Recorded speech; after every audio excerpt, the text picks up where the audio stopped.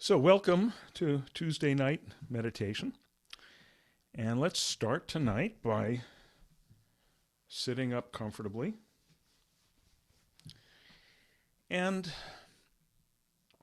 um, if possible, if you can be sitting in a way that there's some space behind you so that you're like not sitting with your back against cushions or something, maybe more up at the edge of your seat. If that's not easily possible, don't worry about it. Just, you know, um, approximate what we're doing for these next couple of minutes.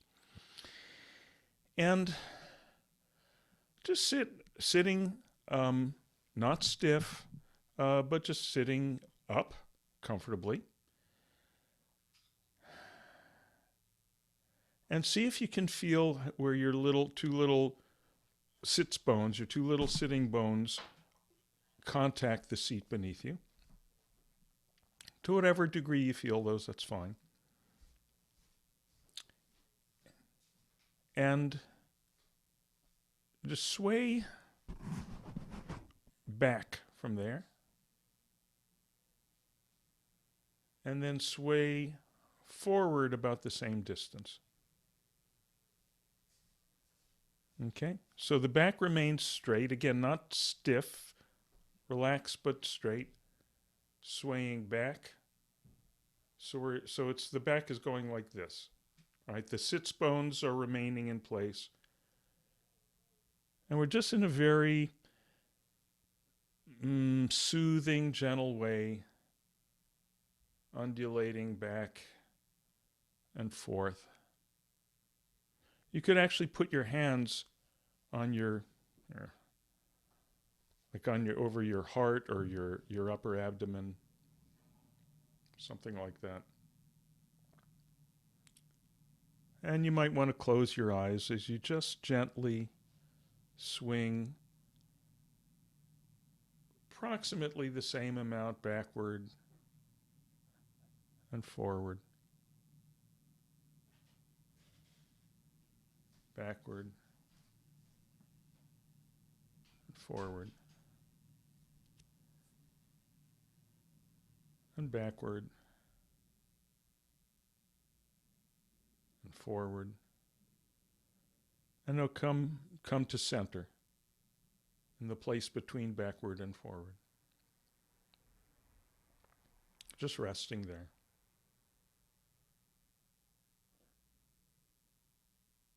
And now let's swing gently to one side, either your left or your right.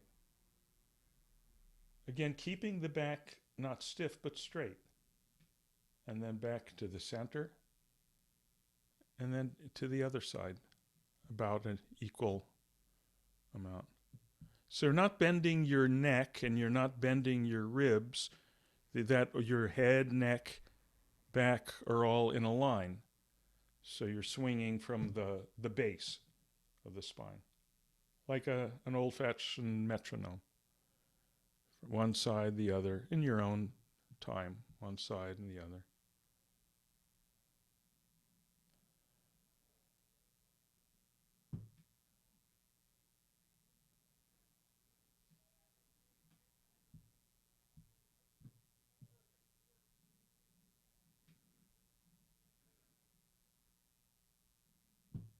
And then come to rest again in the center.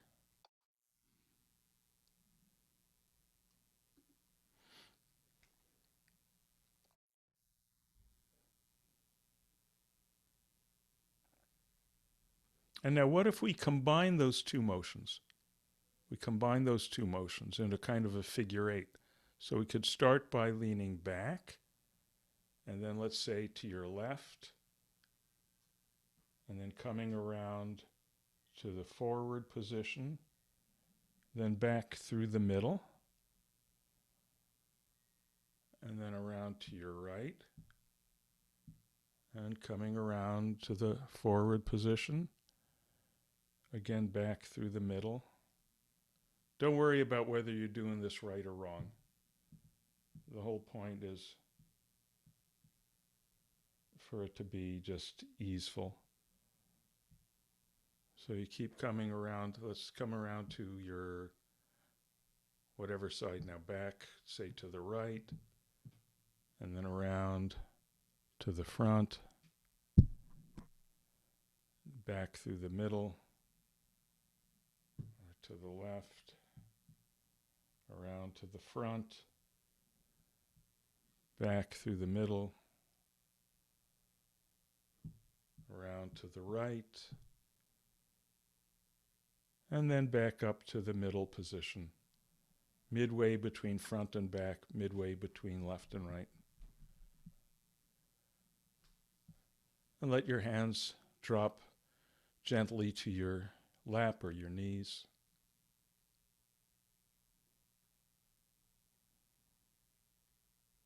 And just enjoying this natural uprightness. Just enjoying this natural centeredness. Being naturally centered above the sitting bones.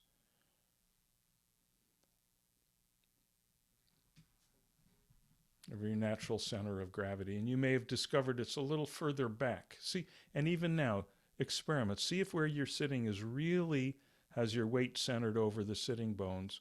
Try bringing it back a little bit. See if that's a more natural place. May not be, it may be. But wherever's that natural place, where your weight is centered and your spine is in a relaxed way vertical, stacked vertically over your sitting bones.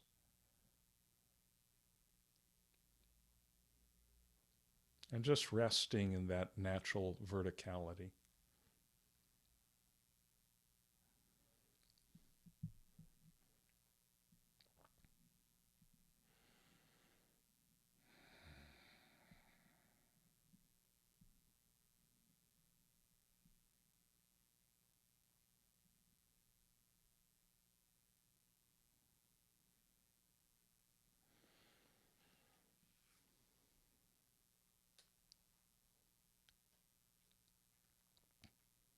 And not much bothering about it anymore now, just letting the spine hold you, letting the body take care of itself.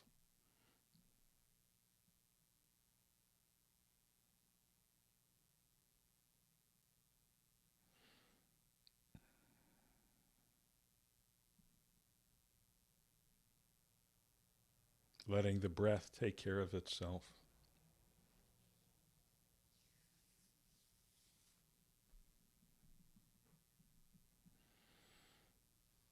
Letting the senses take care of themselves.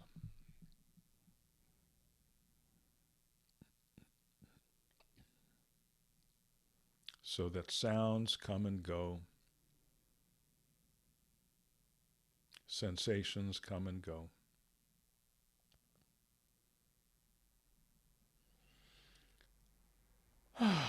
Everything comes and goes. Everything takes care of itself.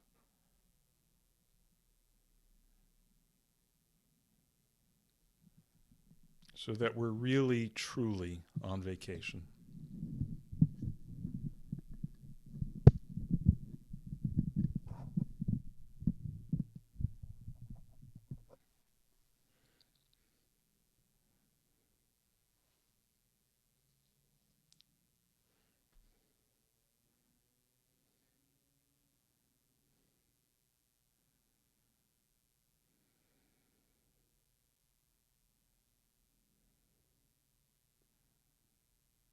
We can get on a plane and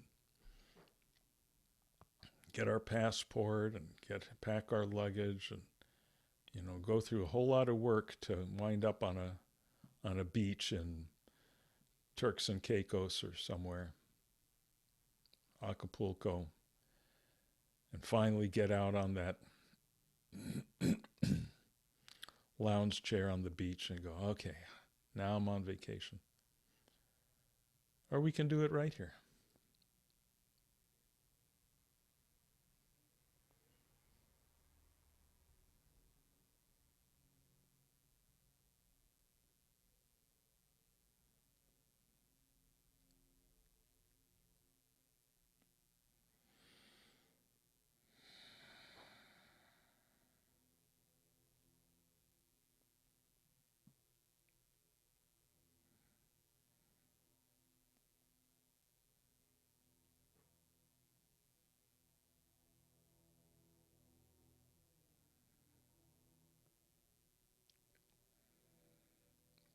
So sounds and sensations come and go. Thoughts come and go. Feelings come and go. It all takes care of itself. It all happens by itself. There are a lot of sounds or few sounds or no sounds, doesn't matter. A lot of thoughts or few thoughts or no thoughts, doesn't matter. What are the sounds? What are the thoughts? What are the feelings? Doesn't matter.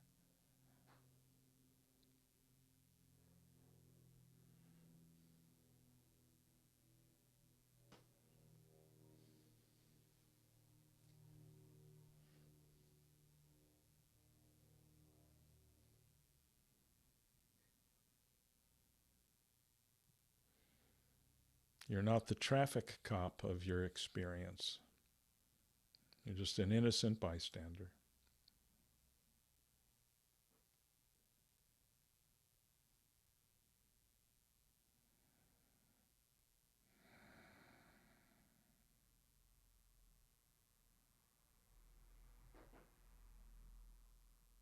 Just luxuriating in the knowledge that you're on vacation.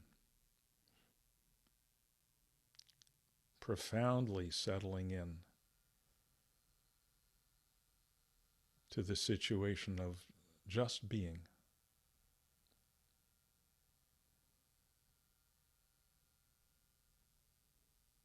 Just letting what comes come.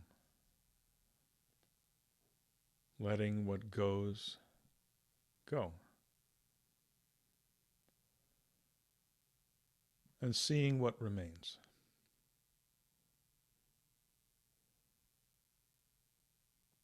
What is it that doesn't come or go?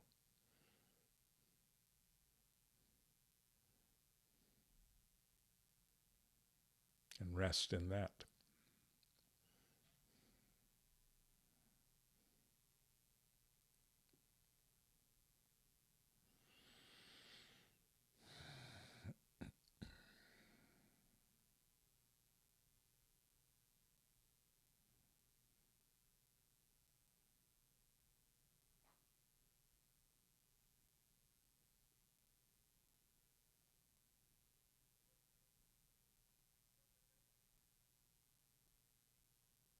What is it that doesn't come or go?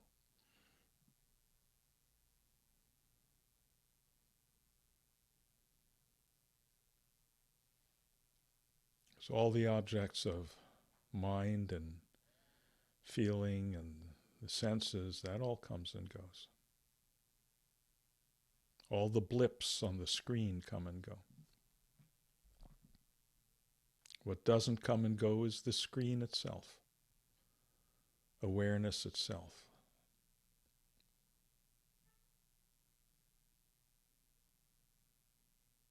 This completely open space of awareness, this open, aware space, this experiencing space, which we normally call I.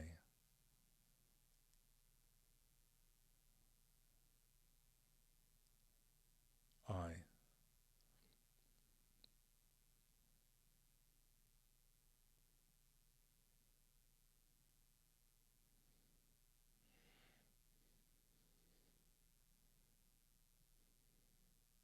This I, which is not a body or a name, which has no qualities, just open, empty space of awareness.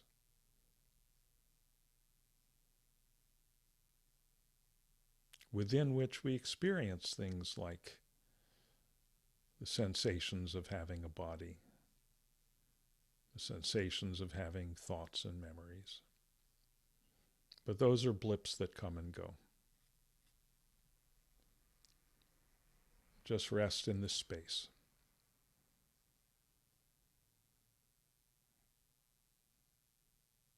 Just rest as the space, the open, free space of I.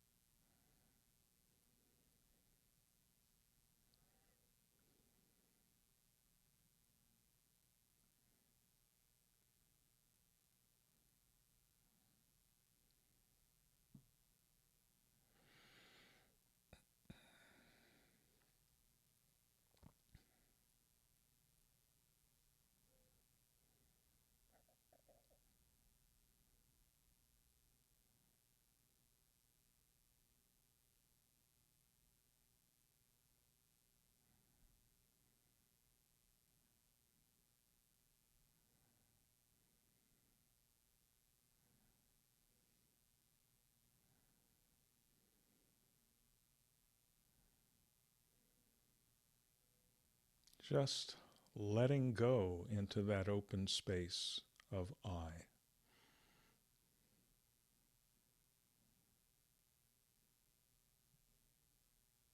Melting into that open space of I.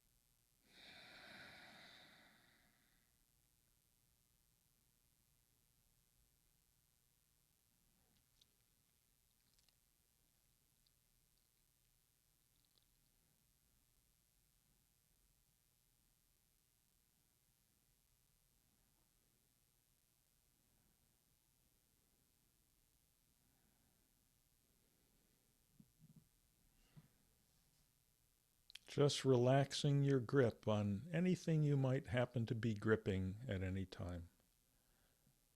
And relaxing into this boundless, soundless,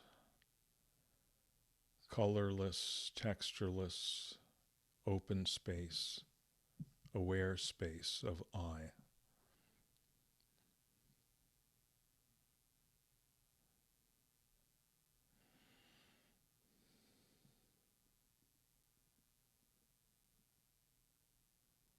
Again and again, just relaxing back in to this space which we never have to look for.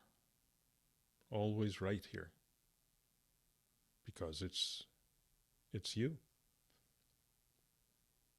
It's never any distance from you.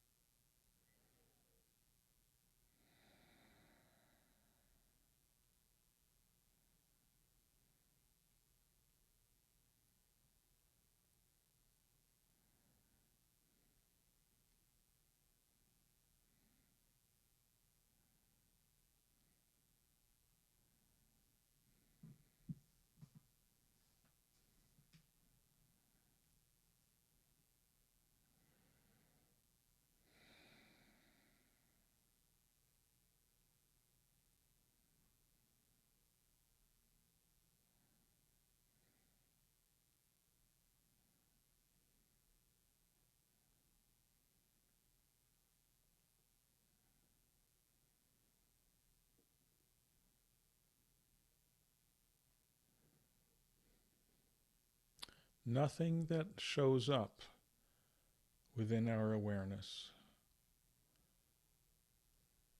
is a problem. No thought, no feeling is a problem. It's just another blip on the screen. No matter what it is, we can always relax back into the screen itself, into this empty, open awareness of I. We don't have to get rid of the blip. We don't have to do anything about it. Just relax your grip on the blip. Relax back into this open, aware space, which is always right here,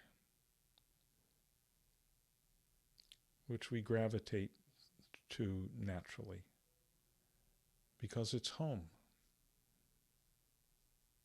It's home.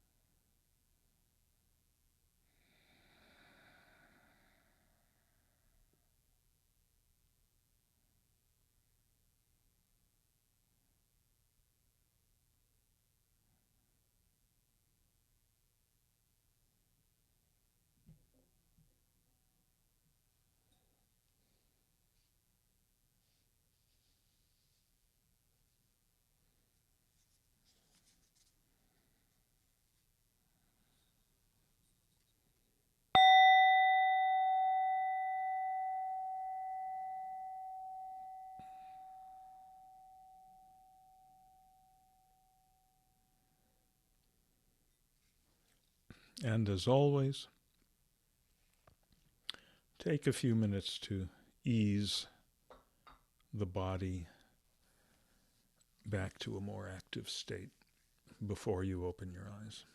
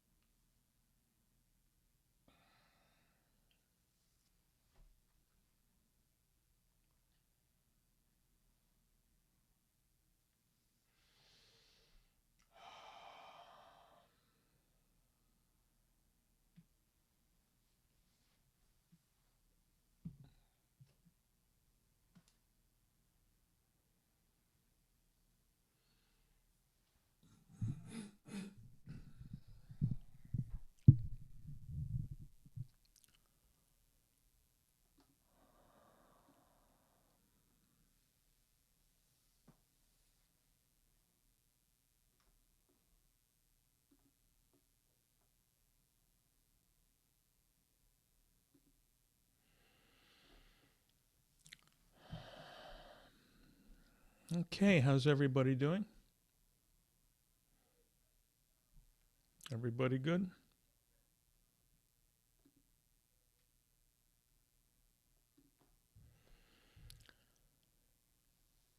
Any questions tonight or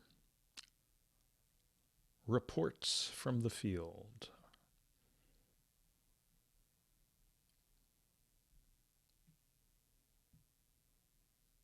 Requests for refunds?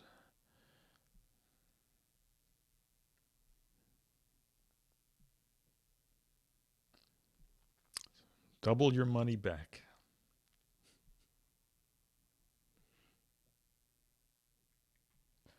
Yeah, Irene, you can Yes. unmute yourself. There you go. Yeah, I'm learning with the Zoom now. Good. I have a question. You Mm-hmm. remember you did the benefactor the Yes. last time? Mm-hmm. Um, you haven't put that on yet, right? Uh, With the gold light and the, I, you know, I'm not sure. I don't remember if I did or didn't. yeah, because I can't subscribe to your page because I don't really belong to YouTube. So what I get is what Richie sent me. And Um, what your mhm. page that you sent to, the join with this group Tuesday and Thursday. Okay. So Irene, for YouTube, you can Yeah. go. All you have to do is go to YouTube, and in the Mm. search box type in my name. Just type Dean Slider, and Oh, that'll okay. that'll take you to my channel, and Oh, you'll see right away like the last, maybe half dozen or so most recent videos that I've posted. And then right, and then there's a feature. I should actually mention this in a newsletter because a lot of people miss this. If you go to my channel like that, so now you do that, you just search for my right. name, hit search, you're on my channel.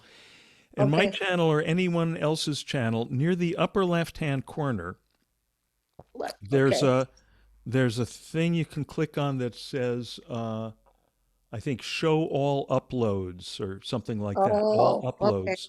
And Uh-huh. it's not very well named. And what that does is it shows you everything I've archived. And Oh, okay. I've been putting sessions up there for a couple of years now. So Oh, okay, good. you'll see dozens of sessions. Okay. So Because what I've been doing is I've been doing chapter 8 and 11 because I don't feel the 8 is long enough. mm-hmm, So I want to great. do a little longer. So I've been doing 8 and 11, and that gives me more time. Great. Yeah, that's great. So you can also go to any of those past sessions, Right, uh, and they're like this. Usually in these sessions, I do the meditations about 20 minutes. right. So Okay. just go to any of those sessions, and they've all got the meditation right up near the beginning, and Oh, you good. know. We talk about it in a slightly different way, and most of the sessions, usually the ones that I post are the ones where people bring up some interesting issue or ask some Right. question that might be helpful for other people to hear. Okay. All right. Thank you. Okay. And also I'll check. Thank you for reminding me. Yeah, I I'll like that. check. Yeah. Yeah. Maybe we'll do some more of that. We'll Okay. see how the evening goes. Good. Thank Okay, you. great. Thank you, Irene. Okay. Good. Good. What You, what else tonight? Anything else tonight? I got a question. Yes, please. Um, uh, Actually, when you mentioned the beginning of this meditation about lying on a beach, um, actually before this session, I was thinking about that being on a cruise because I've been on a cruise before where you sit on a lounge chair literally, Mm-hmm. and because of the nature of a cruise, you're isolated. You can't get to your technology, Right. electronics, whatever. You can't Right. make phone calls. You're Right. basically a captive audience, if you will. Right. And so it's, for me at least, it seems more amenable to not try, not to care because you can't. And Mm-hmm. so I was thinking about relaxation versus meditation. Mm-hmm. And I think you've mentioned this in some of your interviews and in your media links about Mm-hmm. there's a difference. And so I was wondering if you could elaborate on what's the difference between someone who's, really literally relaxing on a lounge chair on a beach or on a cruise ship, um, versus are the approach of meditation that we have here. Right. Yeah. No, it's a great question. Um, and first of all, relaxation is great.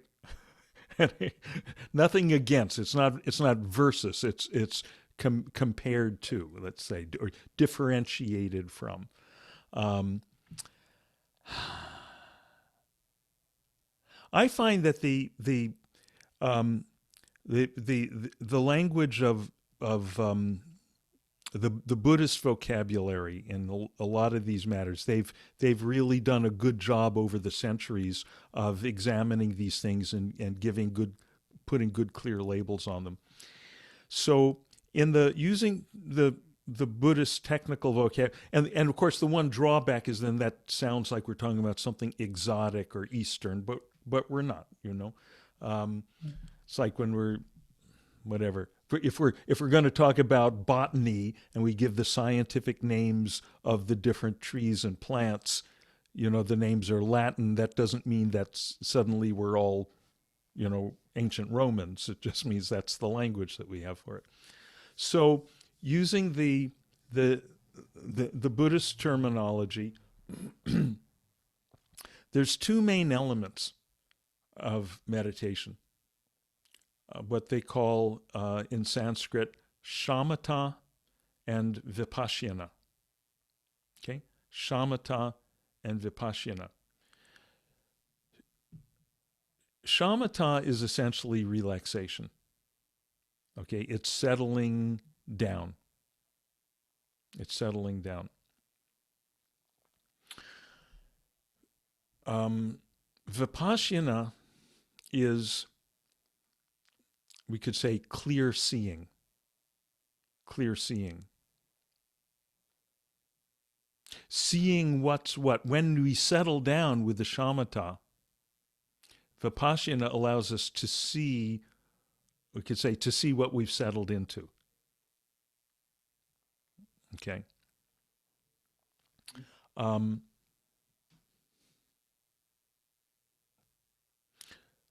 So on a good day, if you're on the cruise ship, you're out there on the deck chair, you've got no distractions, you've got the nice gentle, the lapping of the water against the hull of the ship as it, you've got the gentle sea breeze, you've got all that great stuff, all those great external cues and just the right kind of balance of, hopefully the weather is lovely and the air temperature is right and all that. So you've got all the right elements to just ease the body and the mind together into a more settled state. And anytime you can get that, that's great. The greater thing, of course, is to be able to do that anywhere. Even when the weather's terrible and you're in your car. When I lived in the East Coast, I used to always be able to say this: you're stuck in traffic in the Holland Tunnel. So those of you who've never been through the Holland Tunnel, I know Irene and Richard, you know what I'm talking about. Like, that's the place where no one wants to be stuck. It's this horrible, dingy tunnel through hell that goes between New Jersey and Manhattan. So you want to be able to ideally do that anywhere. Do that if you're, in a wheelchair in a nursing home after you have your stroke or whatever, because who knows, life is unpredictable. But if that's all you have, right, and a whole lot of meditation. I actually just got a letter the other day from someone who's been doing TM for a long time and has recently started practicing with using the videos that we do here, and was trying to get oriented about doing TM, practicing like this, and I explained it in these terms.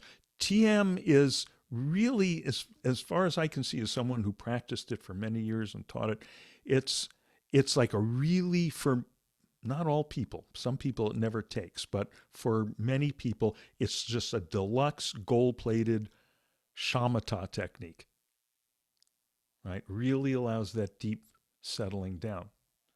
It's, it's really a whole lot of people, and they really get into TM, transcendental meditation, because like, oh, there's that really sharp contrast between, normal waking state and that deep, as this person described, he said, it's almost like being numb, right? Shamatha often is translated as tranquility. Tranquility. And as one of my Buddhist teachers said, yeah, it's kind of like being tranquilized. It's like taking a tranquilizer, right? Which is, can be a nice contrast. But if that's all we have, you can see there's an incompleteness to that, right? It's like we settled down into the silent depths of the ocean, but we forgot to bring our goggles, so we can't see the boundlessness of the clear water, right? It's just, if we go down under the sea without goggles, everything's just kind of cloudy. Okay, so vipashyana is the clear seeing, and actually, what this person said in their letter is that when they practice this way, it's like they said the outside world doesn't necessarily go away. And I said, right, because it doesn't have to. It doesn't have to. And that's much more profound, right? That may be at the beginning, for beginners, that may be difficult to see why the virtue, the usefulness of the outside world not going away. It's just, oh man, I want everything to go away. So that's great. Good. You can emphasize more on the shamatha part of practice. Just everything goes away. After a certain point, and increasingly as you become more, say, mature in your practice, what you want is to be able to clearly experience the boundlessness that we're settling into, the fact that what we're settling into when we settle, it's not just relaxation. It's not just being tranquil. The essence of that tranquility is that the boundaries are gone. The imaginary boundaries of the imaginary self, right? The imaginary separate self, what we think we are, right? We think we're this thing I'm called Dina, and I'm this many years old, and I weigh this many pounds, and there's this shell of the body, and I'm this tucked into the shell of the body, right? So when we just settle down in shamatha and tranquility practice, all that kind of goes away, and we're not quite sure where we were, and we come back and we feel relaxed. Great. When we settle down with the shamatha plus vipashyana, plus the clear seeing, we have a much more clear experience of, here's what I actually am, which is boundless, aware, for lack of a better word, because the words are too limiting, but about as close as we can come in words. Open, free space of awareness, which is not hot or cold, is not big or small, is not interesting or boring, is not stuck within the shell of the body, is not anywhere, and is not and does not depend for its existence on all this stuff of the outside world being gone. Because all this stuff in the outside world, the so-called outside world, is experienced within that space of awareness. Okay? I can see you're hearing this very clearly. Yeah.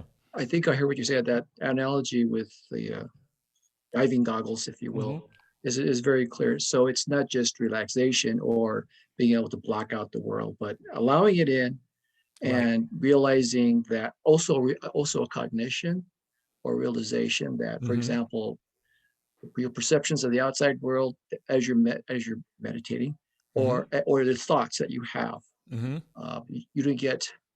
don't buy into it. Okay, I guess is what you're saying as well. Right. And I think, because I remember as TM, it was more emphasis on, well, the only emphasis as I remember was going back to the mantra when you forgot about it, but not this realization. By the way, these thoughts are not you, for example. It's more like, go back to your mantra. But here, there's the added insight, if you described, insight. that Which by the way, that's how the word vipashyana is also translated, insight. Yeah. That these are not you. That these phenomena are you're not to identify with them. I think that's what you're saying is the additional aspect of what we're doing here that goes beyond the shamatha practice. Right. So it's more than just relaxation, because I think people sitting on the cruise ship are not thinking about this. They're just thinking, oh, I got no cares in the world. That's about it. Which is very shallow. It's a shallow thing. But God bless if you can get that. You know, when you think of how many people are just, go through life just this pressing thing, this worried thing, and they're dealing with this situation at work, and then they come home and they're dealing with the situation at home, and they go, I need some relief. And, naturally, whatever relief you can, you switch on the game and drink a couple of beers, to at least soften the edges of all of that. Everything that people do is on the search for enlightenment, and it's just, it's in a sense, it's all meditation. Everything that people are doing, they're all meditating as best as they've been able to work out how to do it. Right. So if you've gotten to the place where you got some good, reliable shamatha practice that you can do, like in TM, 20 minutes twice a day, God bless. But, I've been doing this long enough that, I've dealt with quite a few people like you, Alex, who just something in them, there's the intuition that says, yeah, but there's something more than that. There's something more than that.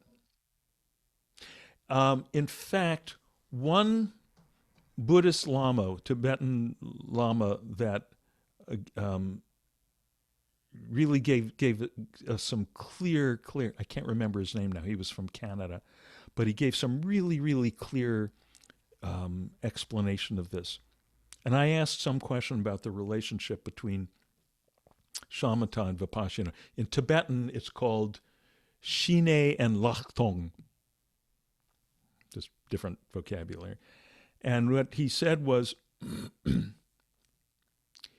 if you get the shine, if you get the settling, you may or may not get the laktong. You may or may not get the insight. But if you get the insight, you'll definitely get the settling. Right. Okay. Yeah, that makes sense. Yes, that makes sense. And if you get why that makes sense, you've gotten something very profound, right? Because you can relax and just, you get a really good massage, you relax, it's kind of being tranquilized. Great. But it's not the same. But it's not the same. It's not the same. It's not the same. Because what you see in the insight is, you see that everything's fine, right? You see that everything is infinitely okay. You see that you see infinity. You see infinity, and you see everything is infinity, and you are infinity, and therefore nothing can threaten you. Therefore, there's this beautiful thing that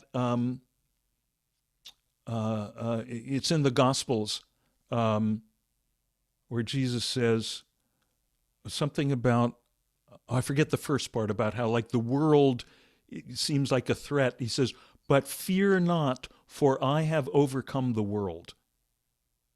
Yep. Right? It's so beautiful. And that's really the experience. That's really what Vipassana is. Well, that's like fasting and prayer. When you fast and you pray, you really get close to that, what you're talking about.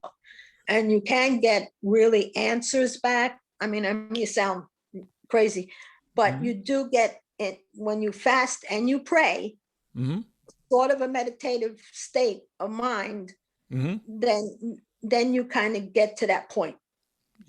Yeah. If all goes well, absolutely. Right.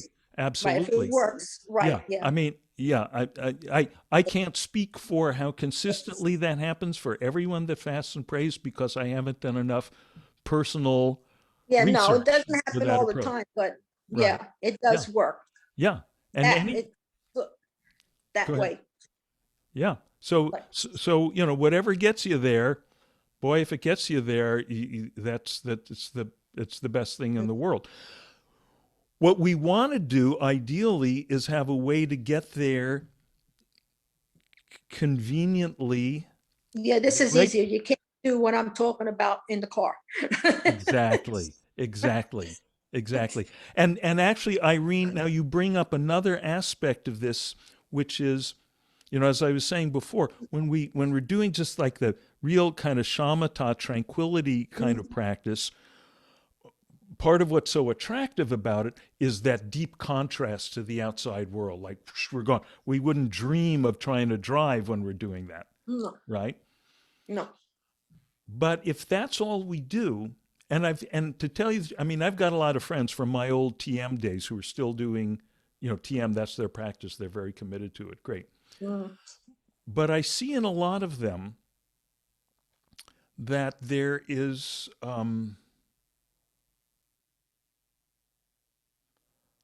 a quietism to it. Quietism, the sense that in order for them to be at peace, they have to be within themselves, in a quiet place within themselves. I'll give you an example. Back when I still lived in New Jersey,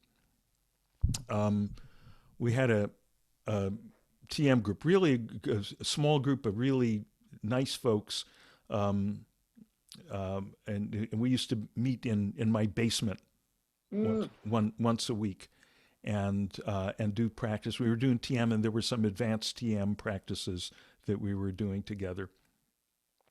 So one evening we'd finish it was about an hour program of doing the TM and these kind of advanced TM stuff. And we come up the stairs from the basement. We're standing in my kitchen, and this one fella, Bob, was there, and we were just chatting quietly. Everyone's very, very kind of mellow after this hour of practice.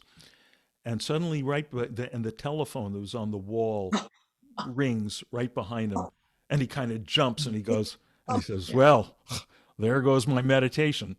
I know what that means. Doesn't that happen in Annie Hall as well? Does it?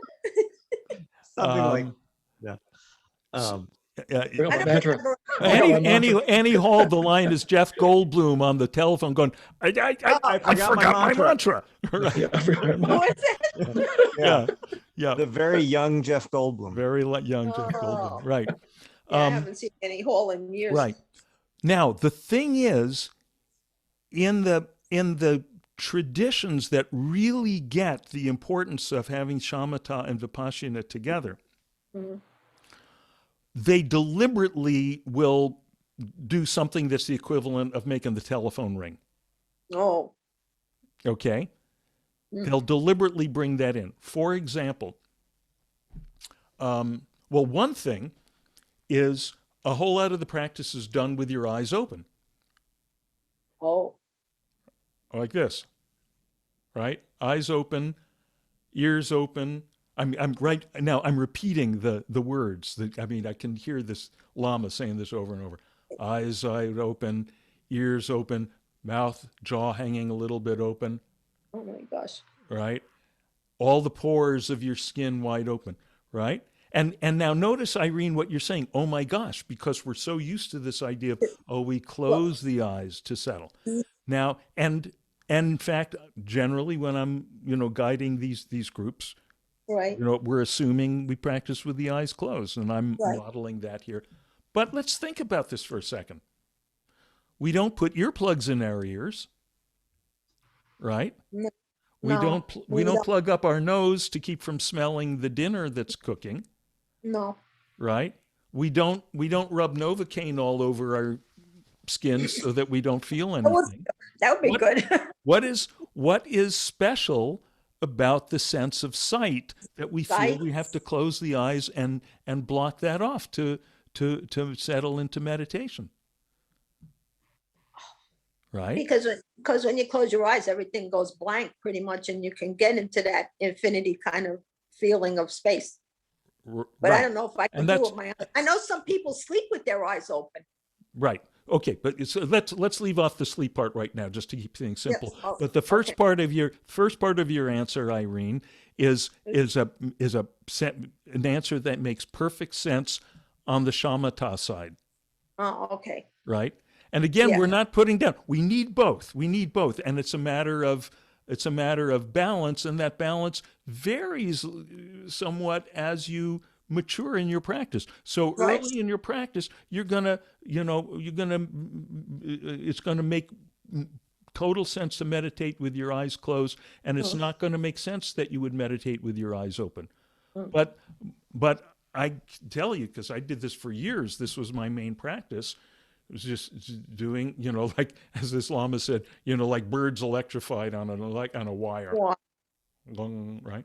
So that's oh, one thing they would do. The other thing is, so you'd be sitting there, in the meditation hall, the Lama's leading the practice, and everyone's getting really nice and settled, eyes are wide open. Everything's really nice and settled.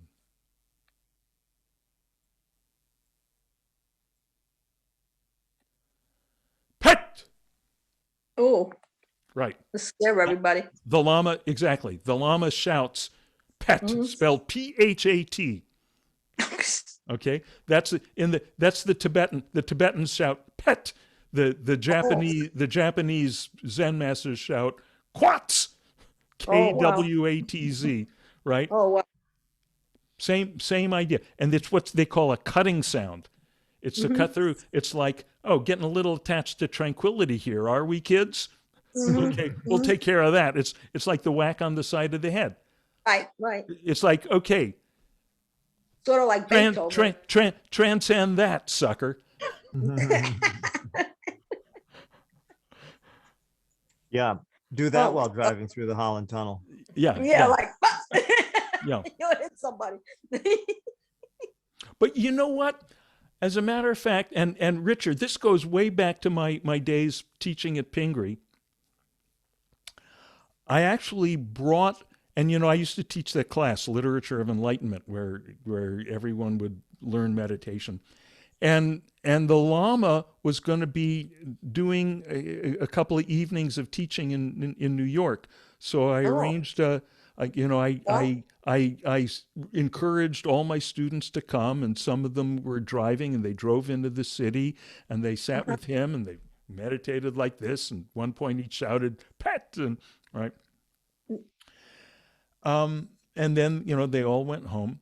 The next day, this one girl who was in the class and who had gone to the thing came to see me in my office, and she said, well, it was really great. And I walked out of there, and it was like I was on a cloud. It was just great. And I could see so clearly just how kind of great everything was. And I got back to my car, and someone had broken the window and stolen my radio.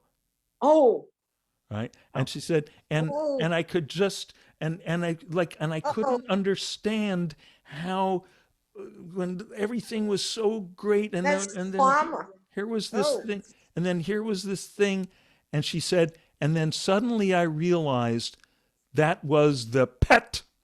that's the wake up call. Yeah. That's the PET, Oh, right? And everything is the PET. mhm, Everything that happens to you, Should be mhm. amazing.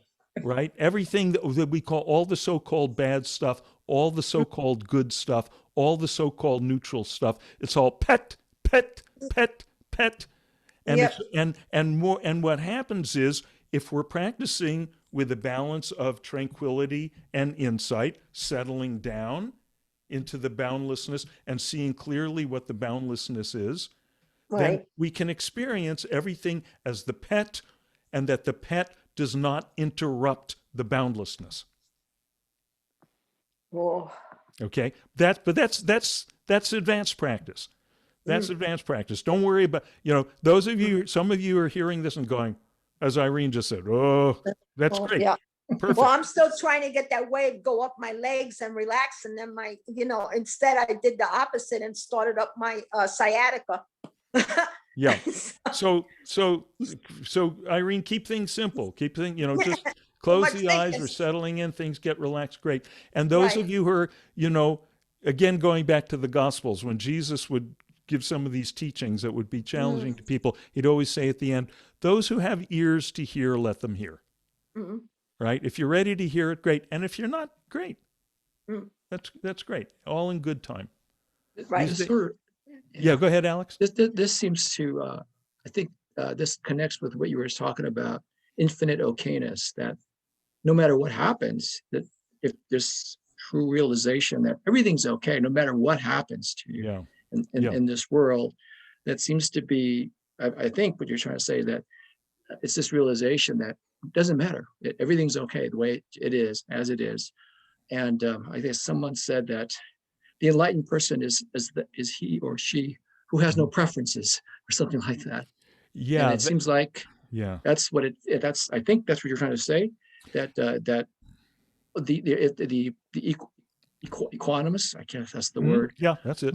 person. Mhm. Yeah, none of these things disturb them because they realize it's not because they've suppressed Right. the emotions, but they have come to realization that beyond everything that happens in this world or in your mind, everything's okay.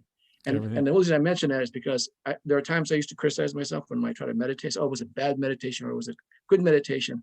But I said, wait a second. Remember Dean saying everything's okay, Everything's no matter okay. what happens. Out of your there's no good or bad meditation. It's all good. Yes, it's all good in meditation, and it's all good out of meditation. Right. Now, all of this stuff it always comes with, especially when we make these big statements, then we always have to throw in a couple of disclaimers. And one of them you already did, which is that this does not mean suppressing emotion. I used to watch my parents, and I've actually written about this. This is in one or two of my books, about watching my parents shouting at the TV. Oh yeah. The political stuff. Goddamn Richard Nixon. And I used to, and I and with my little burgeoning Dharma brain of 16 years old, whatever I was at the time, thinking, about and 17. I used to say, gee, do they know that Nixon can't hear them through the TV screen? Okay. Having said that, last couple of weeks, I've been shouting at some politicians through the TV screen, right? I'm not going to name any names. I probably don't have to. I've been shouting much worse stuff than my parents ever did. Yeah, right? There's been some gestures flips at the TV screen as well. Oh my goodness. Okay, it's called being human, and as Ram Dass I once heard Ram Dass say, when all else fails, try being human. That's always, and that trying to suppress the emotions in the name of equanimity, that's not it. That's faking it. That's not it. It's like holding on to a thought that you're supposed to just let go. Yeah. Just holding on you to a talk thought, about holding on to a model, a thought, a concept of what a calm, tranquil, enlightened person is, and then trying to live up to that concept. And that's artificial. That's straining.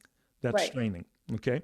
So, and in fact, Alex, as you're saying, whatever comes up, whatever comes along is okay. And that includes our reactions to things. Right.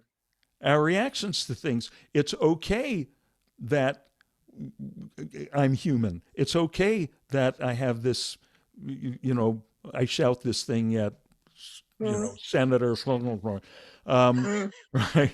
That's all. That also is all part of the movie, right? right, So that's the right. one thing. The other thing, disclaimer that we have to be sure we throw in here when we make the grand statement that everything's infinitely okay, is that it doesn't mean we become complacent and apathetic. Okay, that's Right. the other thing. That's my other problem. I can't be complacent. Yeah, that's fine. No, we don't want to Okay. be complacency means and this is I part thought of it's just ignoring everything, meditation, just ignoring everything, uh, saying, okay, that'll go, that'll flow, during because I med told dur- my daughter the other day to, it'll flow. during meditation, yes. We just Uh, ignore everything. And ignoring it doesn't mean trying to push it away. Doesn't mean right, trying to block out the dog barking. That's not right. ignoring it. That's No, trying to deal with it in a certain way. Ignoring right, the dog barking means, okay, the dog's barking. We don't right, hold on to it. We don't try to push it away. right. Um, the But when we say complaint, that's for that whatever half hour of the day. The other 23 Right. and a half hours of the day, more and more we'll find that sense of the okayness of everything is there, but that does not cancel our responsibility as individuals, as, Hmm. children, as parents, as students, as teachers, as citizens, to Right. take our role. On the one hand, it's like another lama. Actually, this Canadian lama said this thing that really made an impression on me. He said it's like having hot water pouring on one hand and cold water pouring on the other. You have to have both. So there's, Hmm. on the one hand, you're seeing, in a way, it's all this beautiful movie. Right. It's all this beautiful movie, and Romeo is supposed to die. Juliet, spoiler alert. Juliet is that's the way that play goes. Romeo dies. It wouldn't be a better play if Romeo and Juliet lived happily ever after. Those things have to happen. They're part of the aesthetic perfection of the whole thing. So all of this play, everything that happens, as Alex is saying, is okay, is infinitely okay. At the same time, here's the cold water running on Uh-huh. this hand. Uh, There's on the human side where you play your part in the movie and you play it as impeccably as you can. You uh, know, so in other words, we don't just go, oh, everything's infinitely okay. We're so enlightened. So if my child runs out into the street in front of the truck, I and just let it go, be. hey, oh, it's all This cool. is I'm true. mellow. Yeah. Right. You can't be that mellow. Right, right. Well, we're intelligently mellow, right? Mm, There right. and Right. actually, it's not a matter of don't be that mellow, because the more intelligent our mellowness is, the more we find out there's no limit to how deeply mellow we can be. Right? That's we just keep clear which hand we're dealing with. Right? So this is what my old teacher Maharishi used to call 200% of life. We're living 100% of the absolute, 100% of the relative. The absolute, which is the boundless ocean of life, which just is, and we just Right. enjoy the infinite isness of it. And then the other 100% is life up here in the waves, which is active and where we have roles. We have things, business to take care of. Right. The um, the Bhagavad Gita, in the Hindu tradition, the Vedic tradition, is the definitive text on that, where the teachings are given, not to a monk sitting in a cave or in the forest. It's the warrior Arjuna just before this huge apocalyptic battle, and Oh, he's the big action hero. Everyone is going to depend upon him going out there and righteously slaying the enemies. And And then he starts having doubts about everything. And fortunately, so he asks his charioteer, "Well, pull my chariot out into the middle of the battlefield so I can see what's what before the battle begins."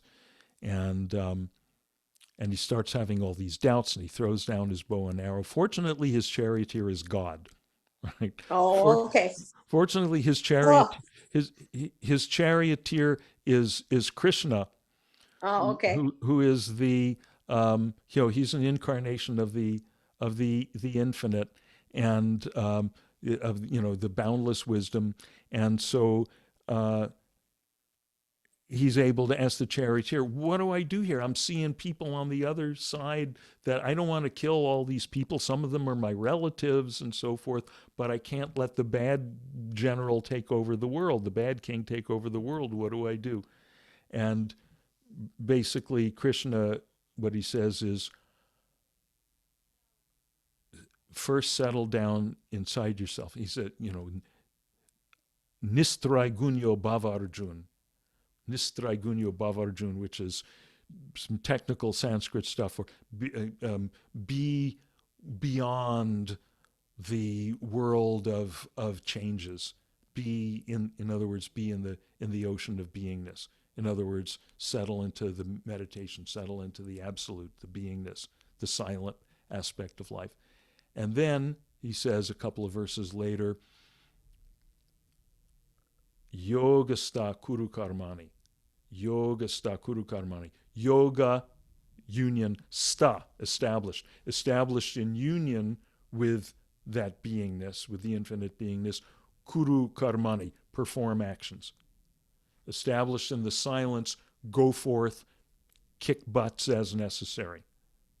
So it's the both. It's the balance. It's not only the coexistence, but the complementary. You really can't do one effectively without the other. You can't be. People think, well, I'm going to be mellow and settled and enlightened and enjoying the infinite okayness of life, but that'll make me useless. Or I can be really useful out here, but then I'm going to be stressed.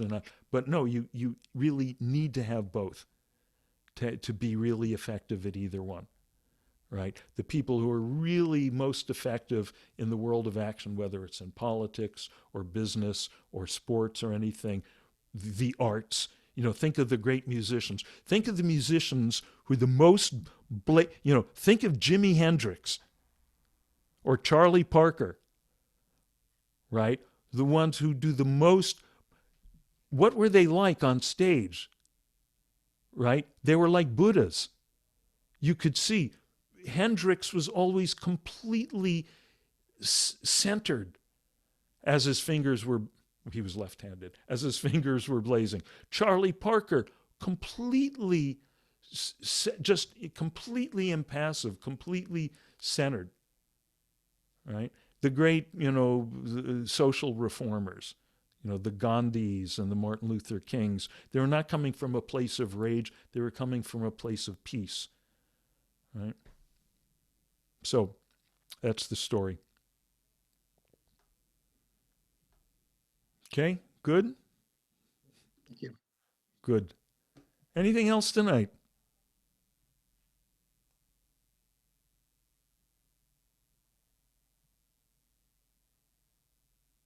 Okay.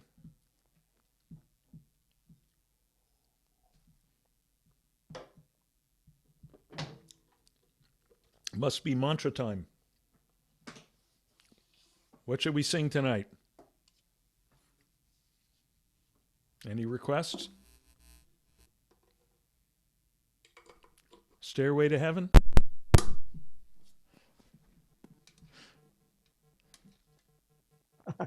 I'm looking through you. I'm looking through you. That's a great song. um,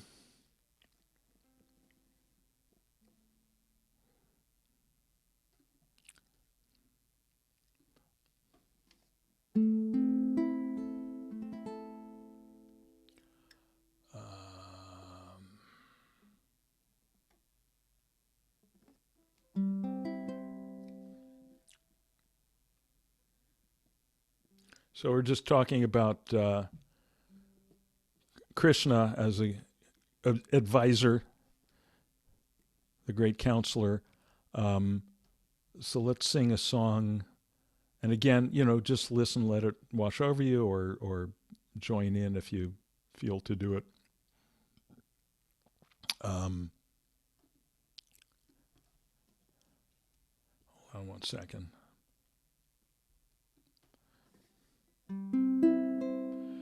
So this goes Govinda. Go. Oh, it's in G. Govinda Haré. Gopala Haré. He Prabhu Dina Dayala Haré. So Govinda and Gopala are both names for Krishna.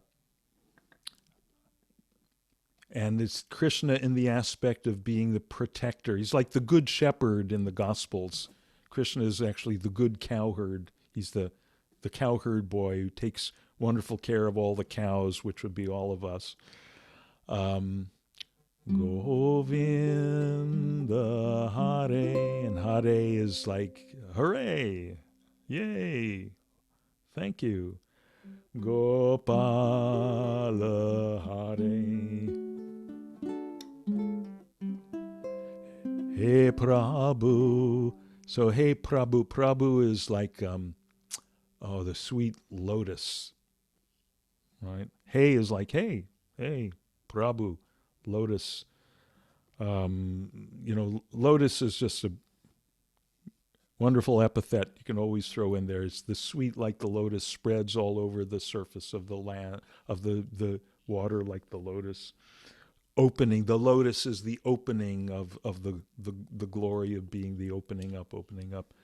Hey Prabhu, Dina Dayal. And this is my favorite line in this. Dina Dayal means the friend of the friendless, the friend of the hopeless, the friend of the downtrodden, right? The friend that never deserts you when maybe all your other friends have, or when everything's going wrong.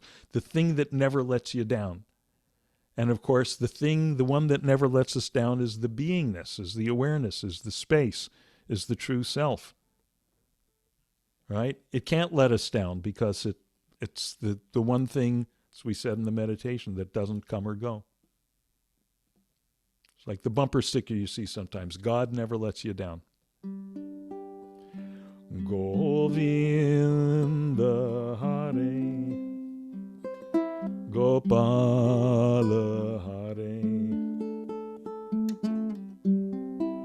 He Prabhu Dina Dayala Hare, Govinda Hare, Gopala Hare, He Prabhu Dina Dayala Hare, Govinda Hare, Gopala Hare, He Prabhu Dina Dayala Hare, Govinda Hare, Gopala Hare, He Prabhu Dina Dayala Hare, Govinda Hare, Gopala Hare, He Prabhu Dina Dayala Hare, Govinda Hare, Gopala Hare, He Prabhu Dina Dayala Hare, He Prabhu Dina Dayala Haré. He Prabhu Dina Dayala Haré.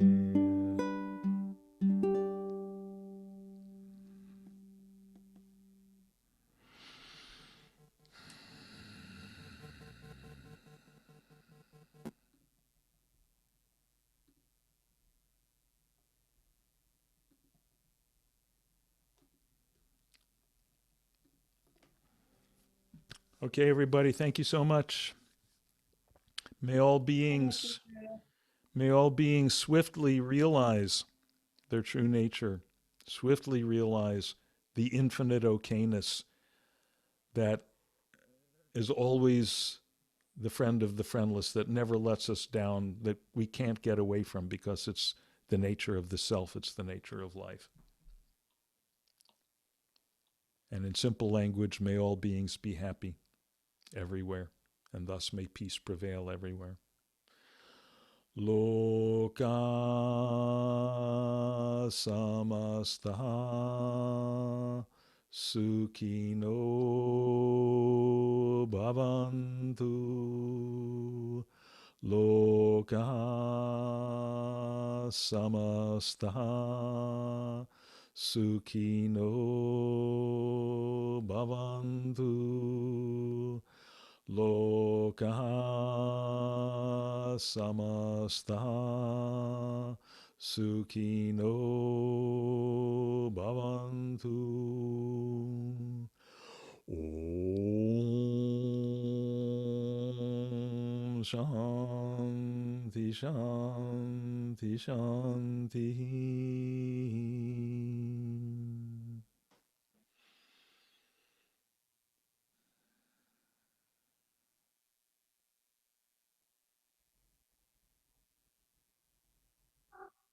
Thank you, everyone. Thank you so much. Thanks, Dean. You You bet. Thank you, Good Dave. day. Thank you, Dave. See ya. Thank you. Enjoy being.